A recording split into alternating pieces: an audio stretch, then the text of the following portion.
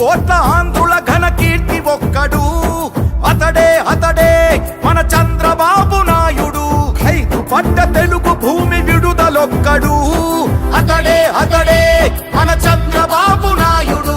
సామాజిక వైద్యుడు, అభివృద్ధికి ఆచ్యుడు, మన అందరి భవిష్యత్తుకు అవుతానని బాధ్యుడు. మాట ఇచ్చి కదిలినాడు ఇంటి బిడ్డడు. జయ హో చంద్రన్న నీకు వందనం, నువ్వు చెప్పిన ప్రతి పథకం ప్రగతి సాధకం. అన్నా చంద్రన్న నీ ముందు చూపు అద్భుతం, నువ్వు తెచ్చిన ప్రతి మార్పు తరాలకే సార్థకం.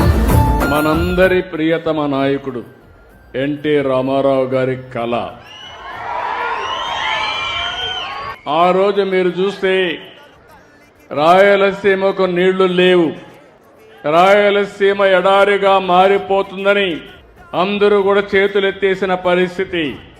అలాంటి పరిస్థితిలో ఒక నమ్మకాన్ని కల్పించిన ఏకైక వ్యక్తి నందమూరి తారక రామారావు గారని చెప్పి నేను మీకు తెలియజేస్తున్నాను.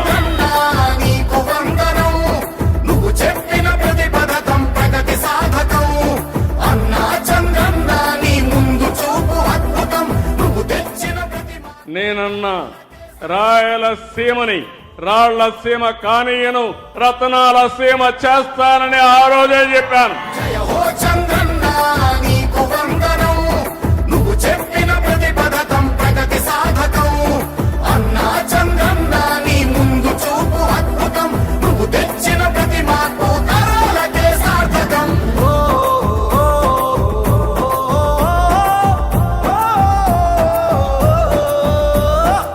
నా పేరు పార్వతి, మాది సాయాపురం గ్రామం.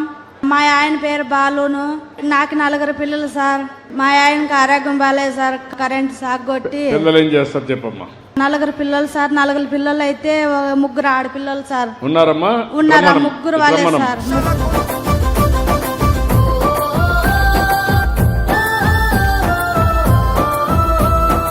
పిల్లలు చదివేయాలి సార్. మాకైతే పిల్లలు చదువు కావాలి. మాకు ఉండడానికి ఇల్లు లేదు సార్.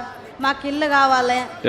మా ఆయనకి ఏమన్నా ఉపాయం కలిగించాలి సార్ మీరు. ఇప్పుడు నుంచి మీ పిల్లల తర్వాత ఆ పిల్లల్ని మీరు చూసుకోవాలి. తప్పకుండా సార్, తప్పకుండా. అది బాధ్యత. తప్పకుండా మీరు వాళ్ళకందరికీ మార్గదర్శి. ఆ పిల్లల్ని బాగా చదివించాలి. అదే సమయంలో వాళ్ళకు ఉద్యోగాలు వచ్చే వరకు మీరు అండగా ఉండాలి. ఇతనికి ఒక ఉద్యోగం గానీ ఏం చేయాలో చేయండి. ఇల్లు కట్టించే బాధ్యత నాది, నేనే కట్టిస్తా.